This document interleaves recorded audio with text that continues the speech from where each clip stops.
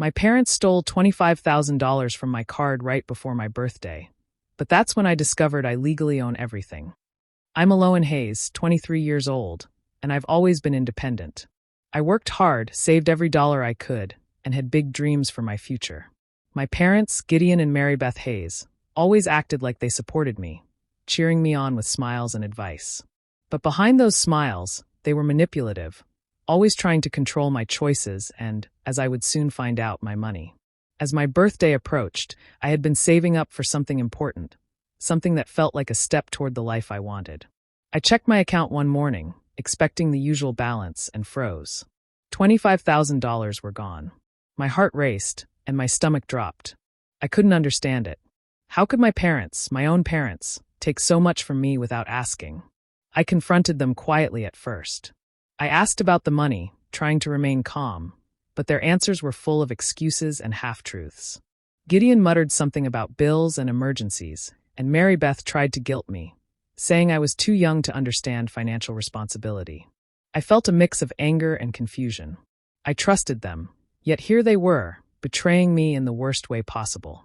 Instead of reacting impulsively, I decided to investigate. I wanted to know the truth before letting anger take over. I looked through bank statements and account histories, piecing together what had happened. Little by little, a shocking realization hit me. I hadn't just been betrayed. I had more power than I ever realized. It turned out that my parents had never updated their wills. Legally, I was the sole owner of all the family assets, the house, their investments, everything. Suddenly, the situation shifted. I wasn't helpless. The money they stole didn't define my life. I could take control, not with shouting or confrontation, but by knowing my rights and acting wisely. I spent the next few days thinking, planning quietly. I didn't want to ruin family relationships unnecessarily, but I needed to protect myself and ensure they couldn't take advantage of me again. I felt a strange mix of relief and determination. What had started as a shocking betrayal became an opportunity to stand up for myself and take charge of my own future. When my birthday finally came, I wasn't the naive daughter anymore. I had the power, and I knew it. I realized that sometimes the people we love the most can hurt us, but that doesn't mean we are powerless. Life had handed me a lesson in trust and resilience, and I was ready to move forward, stronger and wiser than ever. This was the moment I understood that losing money isn't always the worst kind of loss. Sometimes it takes betrayal to show you just how much strength and control you already have. When I opened my account that morning, I felt my throat tighten. The number staring back at me was wrong.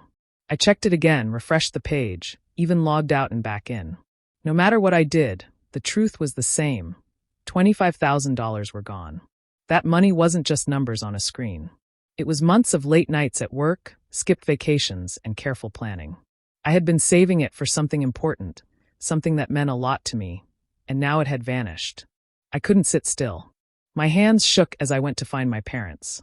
They were in the kitchen, talking casually over coffee, as if my world hadn't just flipped upside down.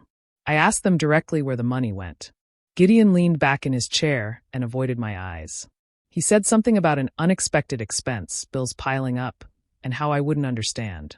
Mary Beth quickly added that families were supposed to share, that I shouldn't be selfish with money when they had given me so much in life. Their words stung. It wasn't just the money, it was the way they twisted everything, making me feel like I was wrong for even asking. My chest ached, and I felt like the ground had shifted beneath me. The two people I had trusted more than anyone had taken from me without asking, and now they were trying to make me feel guilty for noticing. For a moment, I wanted to scream, to throw their excuses back in their faces. But something inside me held back.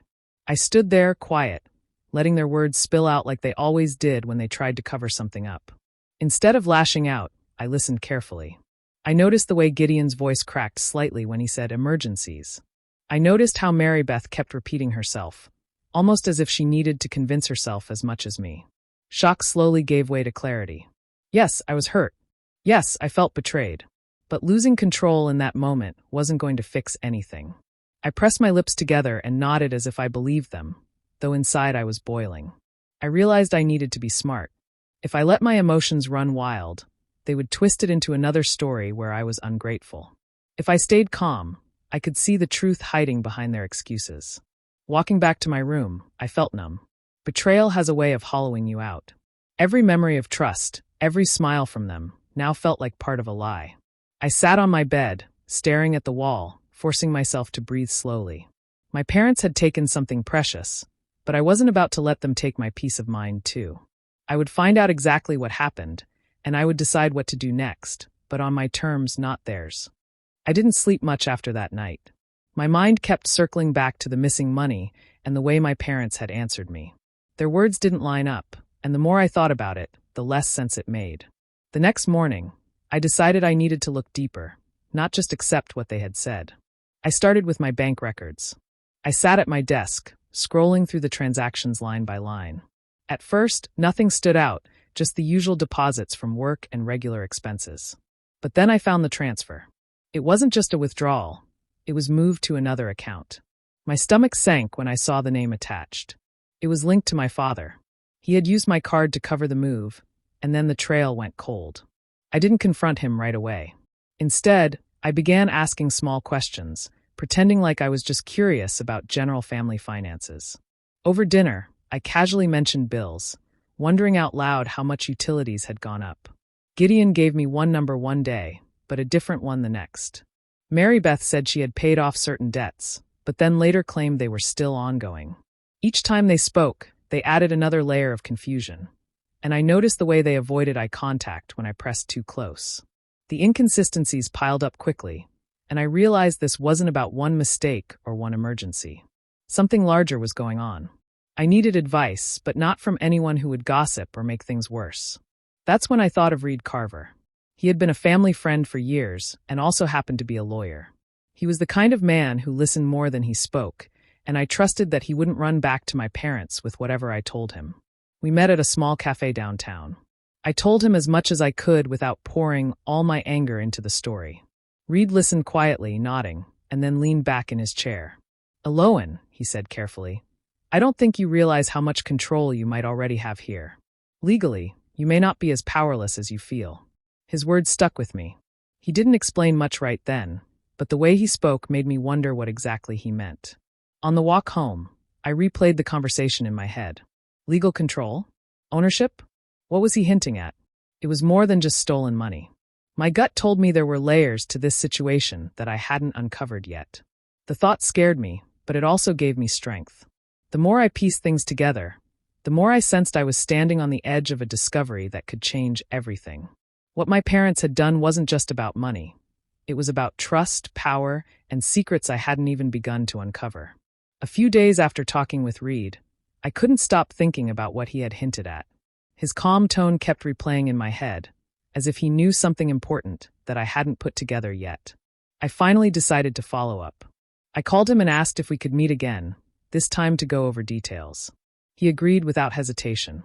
When we sat down in his office, he pulled out a few documents he had dug up with my permission. They were records connected to my family's estate. At first, I didn't understand what I was looking at. The words blurred together until Reed explained slowly. My parents had never updated their will after I became an adult. Everything, our house, the land, and even investments, was in my name as the sole heir. I felt the air leave my chest. I stared at the papers, the weight of it settling in. All this time, I thought my parents had complete control, but legally it was me. I owned more than I ever imagined, without even realizing it. The home I grew up in, the property they loved bragging about, even the accounts they always treated like theirs. All of it pointed back to me. The shock hit me hard. I had walked into that office feeling small and cheated, and suddenly, the entire balance shifted.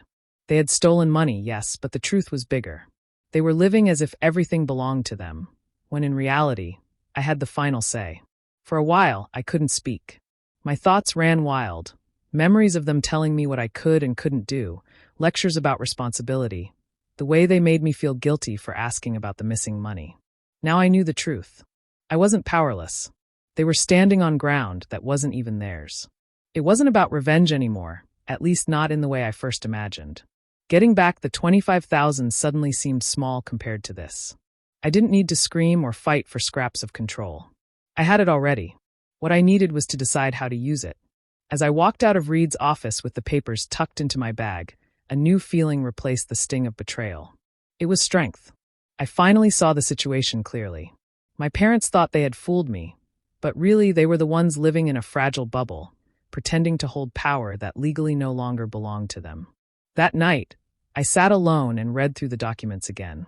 My hands trembled, but not from fear this time. The betrayal still hurt, but mixed with that pain was a realization. I had options, and I had control. For the first time, I wasn't just reacting to what my parents had done.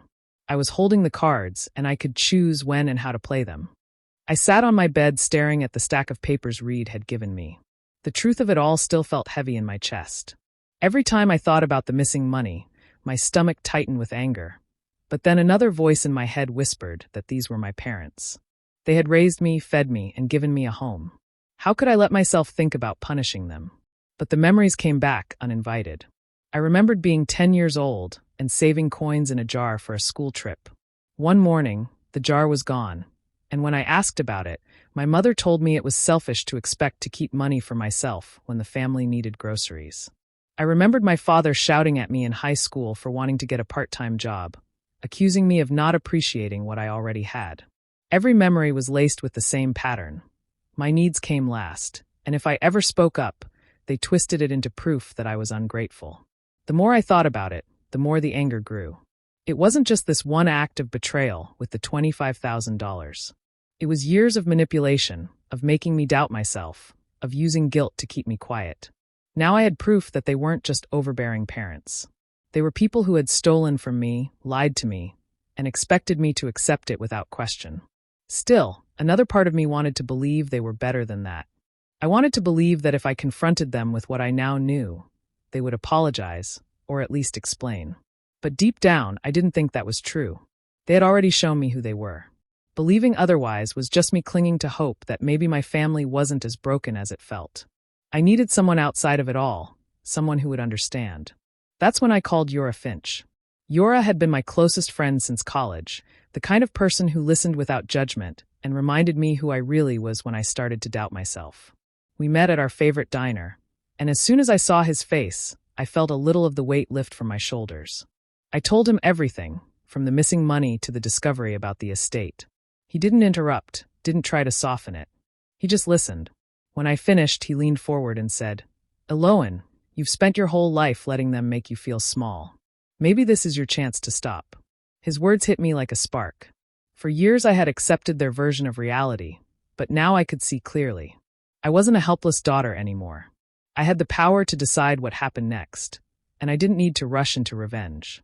I could think, plan, and act in a way that gave me peace, not just satisfaction. As I walked home that night, I realized I was no longer just reacting. I was choosing. The anger was still there, but it was no longer controlling me. For the first time, I felt like I was steering my own life, not just living in the shadow of theirs. I spent the next few days in silence, pretending everything was normal at home. On the outside, I acted calm, polite, even cheerful at times, but inside I was drawing a map of every step I needed to take. I didn't want shouting matches or neighbors whispering about family problems. What I wanted was quiet justice, the kind that left no room for excuses. The first step was simple. I contacted the bank and began shifting things carefully. Some accounts that my parents thought they controlled were, in fact, tied back to me through the estate. With the right documents in place, I froze their access. No angry phone calls were made, no warnings were given. I just signed papers and walked out with a calm smile. Next, I set up safeguards so their tricks couldn't work again. Any funds connected to my name were rerouted into secure accounts only I could touch. I wasn't taking away their basic needs, but I made sure the money they had stolen couldn't be repeated. Every move was legal, every signature mine to give. They had no idea the ground was shifting beneath their feet. At home, Gideon and Marybeth carried on as if nothing had changed. My father still read the newspaper at breakfast, grumbling about politics, while my mother hummed in the kitchen. They believed they had covered their tracks, that their daughter had accepted their flimsy excuses. Watching them sit there, so sure of themselves, filled me with a strange mix of sadness and anticipation. I held my silence like a weapon. The timing mattered more than the action itself. If I revealed my hand too soon, they would find some way to twist it against me. So I waited, pretending to be the same trusting daughter they thought I was. Behind every smile was the knowledge that their control had already slipped away. The tension built with every passing day. I could feel it in the air, like a storm waiting to break. Every time my father made a comment about responsibility, or my mother reminded me how much they had done for me, I bit back the urge to laugh. They had no idea the power they bragged about wasn't theirs anymore. At night, lying in bed, I played the moment over in my head. I imagined their faces when they realized they weren't in charge, that every asset they leaned on for authority already belonged to me. It wasn't revenge in the form of shouting or humiliation. It was something quieter, sharper. I wanted them to feel the weight of their betrayal, not through my words, but through the sudden loss of the control they thought was theirs. And so I waited, holding my cards close. The day was coming when I would turn them over, and when I did, there would be no going back. The day of my birthday came, and I acted like nothing was different. I smiled when my mother handed me a small box wrapped in shiny paper, and I thanked my father when he wished me a good year ahead. Inside, I felt a storm, but outside, I stayed calm and steady. I had spent weeks preparing for this, and now it was time to see how well I could play the part. That evening, they took me out to dinner at a quiet restaurant they liked.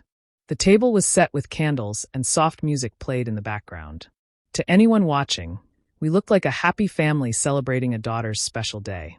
But beneath the surface, every word carried weight. I chose each sentence carefully, sprinkling in hints they couldn't quite ignore. When the waiter poured our drinks, I raised my glass and said, "It's amazing how life works out sometimes, isn't it? You think things are going one way, and then suddenly, you realize they've been different all along." My father paused with his fork halfway to his mouth. My mother gave a polite laugh, but her eyes flickered toward me, sharp and questioning. I kept the conversation light, but every so often I added another line. I talked about how important it was to plan for the future, how some people never realize how quickly circumstances can change.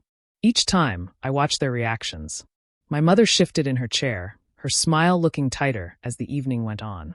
My father cleared his throat more than once, as if he couldn't quite swallow the food. The more uncomfortable they grew, the calmer I became. I asked casual questions that seemed harmless, but touched on things I knew they'd rather avoid. "It must be stressful, keeping up with bills these days," I said softly, as if it was just small talk. My father muttered something vague, and my mother quickly changed the subject to the dessert menu. I leaned back in my chair and let silence hang between us for a few seconds longer than usual. It was a small trick, but it worked. They fidgeted, waiting for me to fill the gap, nervous without knowing why. Guilt has a way of showing itself even when people try to hide it. That night, I saw it in the way my father avoided eye contact and the way my mother twisted her napkin in her lap. They didn't know what I had discovered. They didn't know that the ground beneath their feet had already shifted. But they felt it somewhere deep down. They knew something was different about me. The balance between us had changed, and though I hadn't said a word about the missing money or the estate, the air was heavy with unspoken truths. When the evening ended, I hugged them goodnight as if nothing was wrong. But as I pulled away, I caught the look in their eyes, confusion mixed with unease. They couldn't put their finger on it, but they knew I wasn't the same daughter they thought they controlled. And that was exactly how I wanted it. I chose a quiet afternoon to end it. I invited my parents to the house under the pretense of paying some bills together.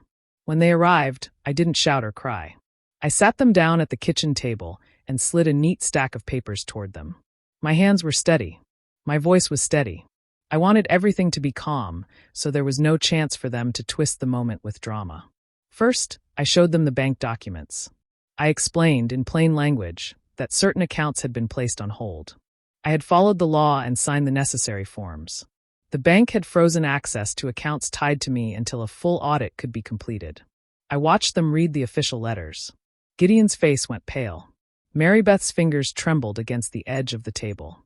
They tried to reach for the papers as if grabbing them would change anything. Next, I laid out the estate papers Reed had helped me prepare. I didn't raise my voice. I simply pointed to the clauses that named me as the legal owner of several properties. I had filed the changes legally and recorded them where they belonged. The house deeds, the investment statements, the title transfers. Everything showed the same truth. These were not threats. These were facts, written and certified. Their first reaction was disbelief. Gideon laughed nervously at first, a small, hollow sound, like someone denying a bad dream. "You can't just," he began, but the sentence fell away. Mary Beth started to cry quietly, not from sorrow only, but from shock. They repeated old explanations and excuses, the same ones they had used before, as if words could rewrite signatures and court filings. Their protests sounded smaller than before, like echoes in a room that had been rearranged without their permission. Panic came next. Gideon stood and walked to the window as if looking at the street could help him find a way out. Marybeth clutched her handbag and searched for her phone. They tried phone calls, quick whispers, and frantic questions, but the answers were already set on paper. The bank and legal offices had accepted the filings. There was no immediate fix for what they had done. I kept my face calm through it all. I did not gloat. I knew humiliation would only feed their anger and make them cruel. I wanted justice, not revenge that used cruelty as a tool. I told them, simply and clearly, that this was about boundaries and trust. I spoke about safety and the future, about how I would manage the properties and the accounts to keep everyone secure. I offered them practical help, access to funds for basic living, a plan to cover necessary bills, but I made it clear there would be oversight. No more secret moves, no more taking what was not theirs. Watching their shock turn into the slow, dawning horror of realization felt like the end of a long, dark chapter. It did not make the hurt disappear, but it shifted the power in a clean way. I had not yelled or destroyed anything. I had used the law and kept my dignity.